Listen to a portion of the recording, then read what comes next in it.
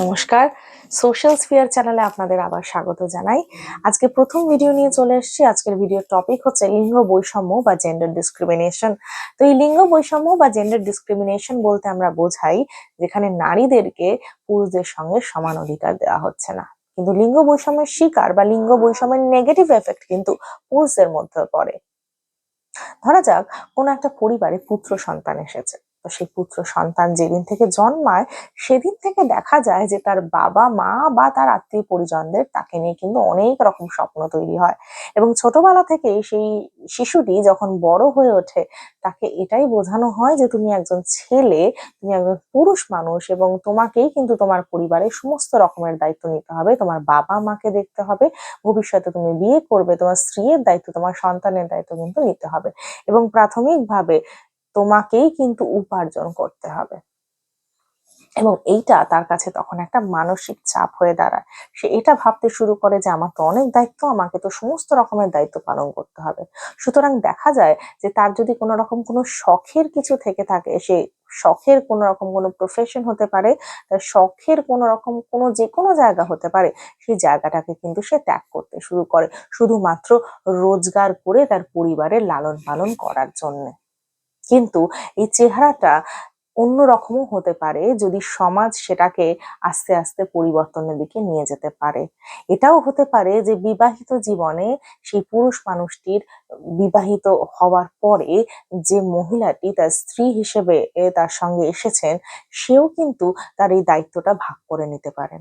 স্ত্রীকে সেই জায়গাটা দিলে পরে সেও কিন্তু এই উপার্জনের জায়গাটাকে অনেক সহজ করে দিতে পারে। তাতে করে দেখা যায় যে এই পুরুষ মানুষটির কিন্তু মানসিক চাপ অনেকটাই কমে যায়। কিন্তু সমাজ এখানে বাধা দেয়, সে বলে যে এই জিনিসটা কোনো দরকার নেই, তুমি তোমার বউয়ের আর্থিক সাহায্য কেন নেবে, কি প্রয়োজন তোমার।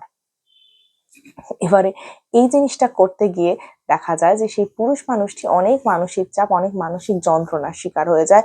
যন্ত্র মানবের মতো সে সারাক্ষণ পরিবারের কথা ভেবে উপার্জন করে দেয়। এবং এমনও দেখা গিয়েছে যেখানে অর্থ খুব লিমিটেড সব ক্ষেত্রে, সেই ক্ষেত্রে সেই পুরুষ মানুষটি কিন্তু শুধুমাত্র পরিবারের জন্যই আগে ভেবেছে, তার শখের জিনিসটা বা তার পছন্দের কিছু কিন্তু সে পায়নি, বা হলেও অনেকটা দেরিতে হয়েছে। দেখা যায় যে একটি পুরুষ মানুষ যদি কষ্ট পায়, একটি পুরুষ মানুষ যদি খুব দুঃখে থাকে, তাকে চোখের জল ফেলতে দেওয়া যায় না। সমাজের এটাই নিয়ম যে পুরুষ মানুষদের কিন্তু চোখের জল ফেলতে নেই। এটা কি ধরনের কথা? পুরুষ মানুষরাও তো আফটার অল মানুষ, তাদেরও তো দুঃখ বা তাদেরও কষ্ট থাকতে পারে। সুতরাং এটাও একটা লিঙ্গ বৈষম্যের জায়গা, যেখানে দুঃখ প্রকাশের অধিকার শুধুমাত্র মহিলাদের রয়েছে, পুরুষ মানুষদের নেই। ধীরে ধীরে যখন সেই পুরুষ মানুষটি বড় হতে শুরু করে, ছোটবেলা থেকে তার মাথার মধ্যে এটা গেঁথে দেওয়া হয় যে তুমি পুরুষ মানুষ। দেখা যাক যদি এরকম কোনো সিচুয়েশন তৈরি হয় যেখানে মহিলা বা স্ত্রীর উপার্জন পুরুষ মানুষের থেকে বেশি, সেক্ষেত্রেও কিন্তু সমাজের অনেক রকম অসুবিধা দেখা যায়, অনেক রকম টন্ট সহ্য করতে হয় সেই পুরুষ মানুষটিকে, এটা বলে যে তোর বউয়ের ইনকাম তোর থেকে বেশি, বাহ এটা তো সাংঘাতিক ব্যাপার। কিংবা অপর পক্ষে মেয়েটাকে এটা বোঝানো হয় যে তোমার উপার্জনের থেকে কিন্তু বেশি উপার্জন করতে হবে সেই ছেলেটিকে। অথচ একজন স্ত্রী কোন রকম কোনো রোজগার না করে দিব্যি পুরুষ মানুষটি বা তার স্বামীর উপার্জনে কিন্তু গোটা জীবন কাটিয়ে দেয়, সেটা কিন্তু সমাজের কাছে নর্মাল। কিন্তু উল্টোটা যদি হয়, কোনো স্ত্রী যদি সেই স্বামীর সব রকম দায়িত্ব নেয়, সেটা কিন্তু স্বীকার করে না কেউ। না তো সেই পুরুষ মানুষটাকে সেটা কখনো শেখানো হয় ছোটবেলা থেকে, না তো সমাজ তাকে কোনোভাবে সেটা করতে দেয়। অর্থাৎ এই ক্ষেত্রে সব রকমের চাপ নিতে হয় শুধুমাত্র পুরুষ মানুষদের, এবং তাদের মানসিকতাটাও এইভাবে তৈরি করা হয় যে সেখানে স্ত্রীর উপার্জনটা গৌণ ধরা হয়, পুরুষ মানুষরা রেসপন্সিবল হবে এবং মহিলারা ইন্ডিপেন্ডেন্ট হবে। এবং সেই ইন্ডিপেন্ডেন্সটা কিন্তু ক্ষেত্র বিশেষে সিচুয়েশনের অনুযায়ী কিন্তু কেড়েও নেওয়া যায় মহিলাদের থেকে। কিন্তু আমরা যদি একটা সুন্দর সমাজ গড়ে তুলতে চাই, আমরা এটা কি করতে পারি না যে একজন পুরুষ মানুষকে ইন্ডিপেন্ডেন্ট করা হলো এবং একজন মহিলাকে রেসপন্সিবল করা হলো। আমরা ভবিষ্যতে কি এটা দেখতে পারি না যে একজন পুরুষ মানুষও হাউস হাজবেন্ড হিসেবে অনেক বড় জায়গা করতে পারে এবং অনেক কিছু করতে পারে যেটা হয়তো একজন মহিলা করতে পারছে না। আমরা যদি একে অপরের কাজটাকে সমানভাবে ভাগ করে নিতে পারি, একে অপরের পাশে দাঁড়াতে পারি, তাহলে কিন্তু এই ধরনের যে সমস্যাগুলো হয় সেই সমস্যাগুলো কিন্তু আসবে না।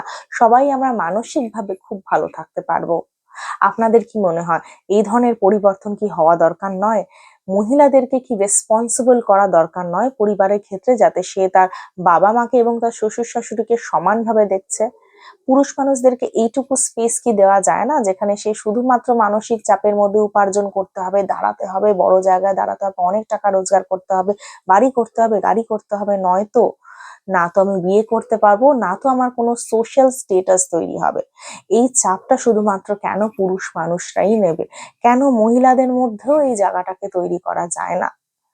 আপনারা ভেবে দেখবেন, কমেন্টসে জানাবেন যে আপনাদের কি মনে হয় এই বিষয়ে। সবাই খুব ভালো থাকবেন, সঙ্গে থাকবেন, আবার দেখা হচ্ছে নেক্সট ভিডিওতে।